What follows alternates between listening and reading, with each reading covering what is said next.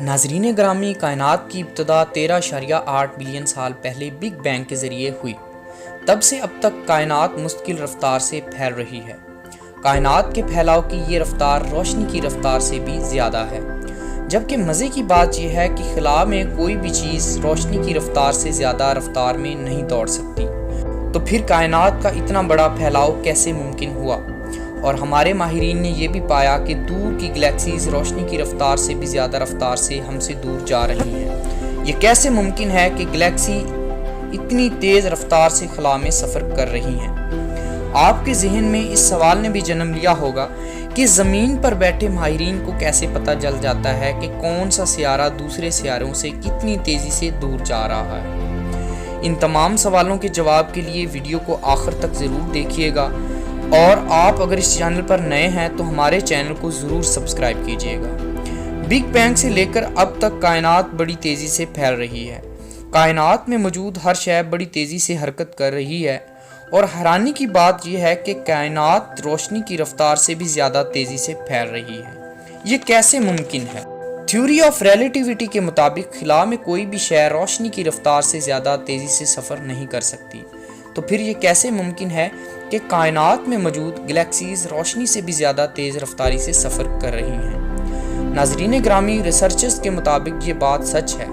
سر Edwin Hubble نے کائنات کا مشاہدہ کرتے ہوئے پایا کہ کائنات میں موجود ہر شے روشنی کی رفتار سے بھی زیادہ تیز رفتاری سے ایک دوسرے سے دور جا رہی ہیں۔ اگر آپ خلا میں دوسری کہکشاؤں کو دیکھو گے تو آپ کو معلوم ہوگا کہ واقعہ میں گلیکسیز روشنی کی رفتار سے بھی زیادہ تیز رفتار سے ایک دوسرے سے دور جا رہی ہیں۔ تو کیا یہ سر آئنسٹائن کی تھیوری کو رد نہیں کرتا؟ تو جی نہیں، ایسا بالکل بھی نہیں ہے۔ آئنسٹائن کی تھیوری کے مطابق کوئی بھی شے خود سے خلا میں روشنی کی رفتار سے سفر نہیں کر سکتی، اسی لیے روشنی کی رفتار کو الٹیمیٹ مانا جاتا ہے۔ اگر آپ خود سے سوچیں گے تو پتہ چلے گا کہ یہ ساری چیزیں کائنات میں از خود حرکت نہیں کر رہی ہیں، بلکہ کائنات کا پھیلاؤ روشنی سے بھی زیادہ تیز رفتار سے سپیس یعنی خلا کے پھیلاؤ کی وجہ سے ہو رہا ہے۔ اس کا مطلب یہ ہوا کہ کائنات خود پھیل رہی ہے۔ خلا یعنی سپیس خالی جگہ ہے جو ہمیں تاریک دکھائی دیتا ہے، جہاں پر کچھ بھی موجود نہیں ہے۔ کائنات میں موجود اس خالی جگہ کا پھیلاؤ ہو رہا ہے نا چنگھا دینے والی بات کہ خالی جگہ جس کی ویلیو صفر ہے اس کا پھیلاؤ کیسے ممکن ہے؟ اس کے لیے ہمیں سپیس یعنی خلا کو سمجھنا بہت ضروری ہے۔ بھلے ہمارے لیے سپیس کی قیمت صفر ہوگی، مگر اس میں بڑی نرمی اور نزاکت سے ڈارک انرجی اور ڈارک مادہ موجود ہے، اور اصل میں یہ ڈارک مادہ ہی ہے جو روشنی کی رفتار سے زیادہ رفتار میں پھیل رہا ہے، اور کائنات میں موجود ہر شے کو اتنی ہی رفتار سے دور پھیلا رہا ہے۔ اس کے لیے کوئی بھی شے خلا میں روشنی کی رفتار سے زیادہ تیزی سے سفر نہیں کر سکتی ہے، لیکن یہ قانون خود خلا پر لاگو نہیں ہوتا۔ خلا خود روشنی کی رفتار سے بھی زیادہ تیزی سے پھیل سکتا ہے اور پھیل بھی رہا ہے۔ تو پھر یہ سپیس کس طرح پھیل رہا ہے؟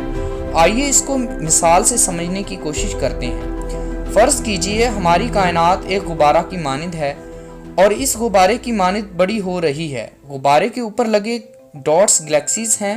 جیسے جیسے غبارہ پھول رہا ہے ویسے ویسے ڈاٹس ایک دوسرے سے دور ہٹ رہے ہیں۔ یہ ڈاٹس کی اپنی رفتار نہیں ہے، بلکہ یہ غبارے کے پھیلاؤ کی وجہ سے ایک دوسرے سے دور ہٹ رہی ہیں۔ بالکل اسی طرح کائنات میں موجود اجسام خود اپنی رفتار کی وجہ سے دور نہیں جا رہی، بلکہ دو اجسام میں موجود بلیک مادہ اور بلیک انرجی پھیل رہی ہے، جس کی وجہ سے اجسام آپس سے دور جا رہے ہیں۔ یہ بات بالکل اس بات سے مماثلت رکھتی ہے کہ جب میگنٹ کے دو ایک جیسے پول کو آمنے سامنے کیا جاتا ہے تو یہ ایک دوسرے کو دور دھکیلتے ہیں، کیونکہ ان میں نہ نظر آنے والی انرجی نکلتی ہے جو ان کو دور دھکیلنے کا کام کرتی ہے۔ لیکن بڑے پیمانے پر ہمارے مشاہدات سے دور ایک ایسی ہی انرجی ہے جو کائنات میں موجود اجسام کے لیے دور دھکیلنے کا کام کر رہی ہے۔ یہ نظر آنے والے اجسام کوئی سے بھی دو ستارے، دو اجسام یا گلیکسیز ہو سکتی ہیں۔ یہ نظر نہ آنے والے ڈارک میٹر اور ڈارک انرجی ایک دوسرے کے لیے مخالف قوت کا کام کرتے ہیں، جو ایک دوسرے کو مسلسل دور دھکیل رہے ہیں۔ ناظرین گرامی، بلیک میٹر اور بلیک انرجی کائنات کا قریب 96% حصہ بناتی ہے۔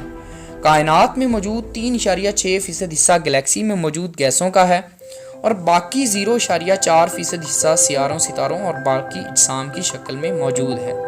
تو یوں کائنات کا ایک بہت بڑا حصہ یعنی 96% حصہ ویران بنجر کی مانند موجود ہے، لیکن اسی ویران علاقے کی وجہ سے ہی ہماری کائنات